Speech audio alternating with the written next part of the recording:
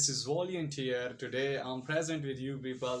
फरों को कोल जमाना उड़ान देखता है, जमीन पे बैठ कर क्या आसमान देखता है. Be the best of whatever you are. जो भी हो, जिस फील्ड में भी हो, अच्छा करके दिखाओ. क्योंकि शख्स नहीं, शख्सियत बनकर जियो. शख्स तो मर जाता है, बल्कि शख्सियत जिंदा रहती है. सो टुडे और discussing topic is actually sources of law. आज हम सोर्सेज ऑफ लॉ के बारे में पढ़ेंगे. So let's start. Sources of law हमारे पास एक्चुअली उर्दू में इसके लिए हम वर्ड्स यूज करते हैं जराए, कानून के जराए. एक्चुअली हमारे पास ये हैं क्या, इसको आज हम प्रॉपरली थॉरोली डिस्कस करेंगे.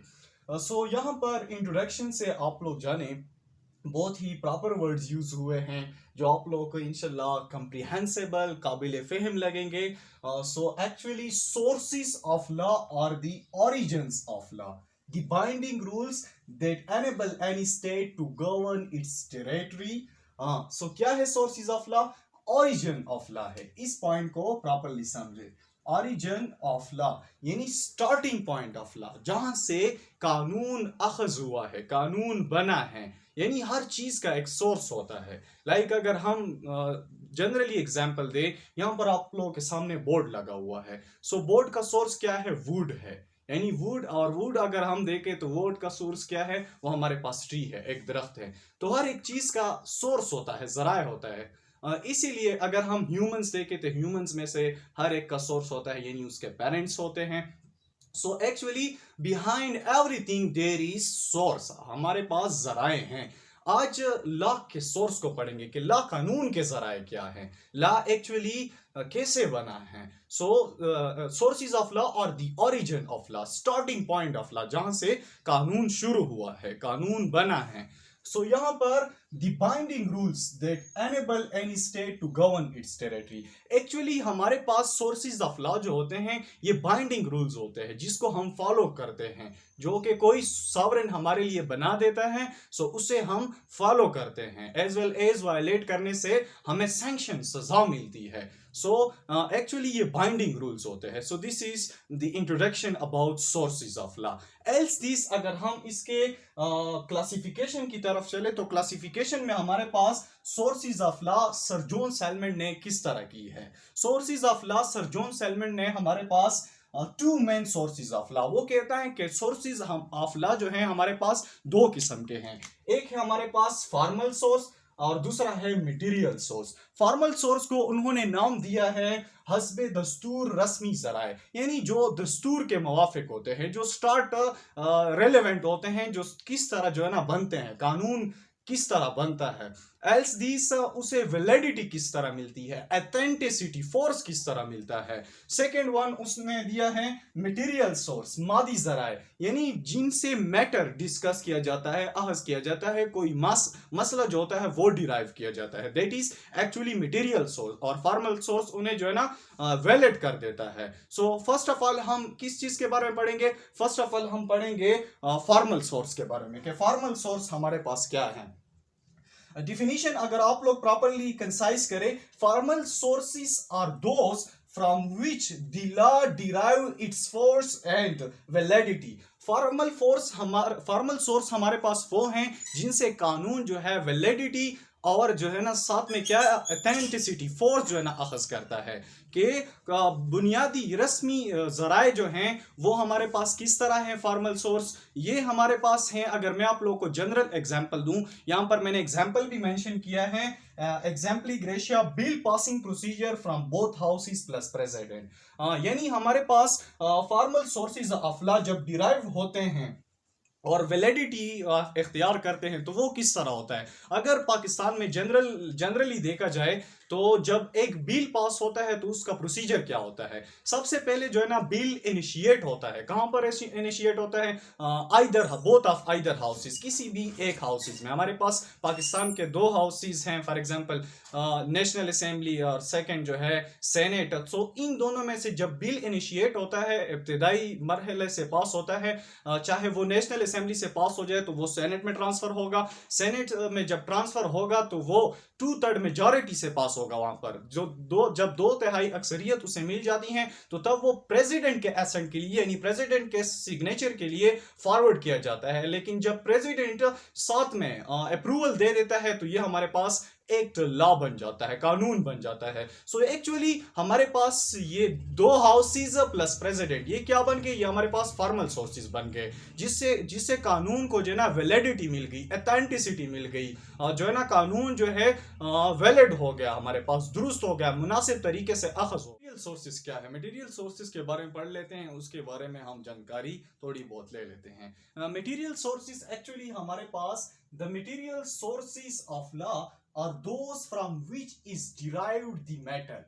इस चीज को प्रॉपरली समझे, from which is derived the matter, though not the validity of the law। यानी मटेरियल सोर्सेज ऑफ लॉ हमारे पास वो हैं जिनसे हम मैटर डिराइव करते हैं, ना कि इसके वैलिडिटी को।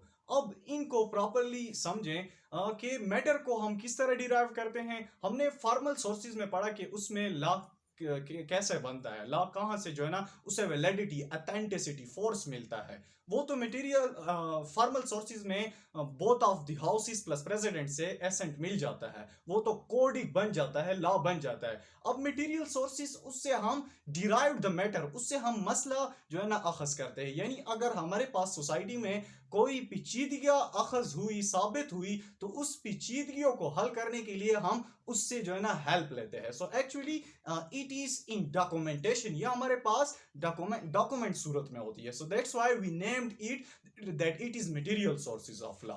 एल्स दिस, इसके बाद 2 काइंड्स है, इसके 2 kinds of material sources. Material sources के हमारे पास 2 काइंड्स हैं। फर्स्ट वन जो हमारे पास हैं historical sources, historical sources in Urdu तारीखी जराए। As the second one legal sources, legal sources mean कानूनी जराए। आए इसको भी little bit glance दे देते हैं। Historical sources are sources where rules subsequently turned into legal principles were first found in an authoritative form। यहाँ पर historical sources जो है हमारे पास बाद में legal principles में तब्दील हो जाते हैं, लेकिन first of all हमारे पास किस चीज में पाए जाते हैं, फाउंड इन एन अनअथॉरिटेटिव फॉर्म।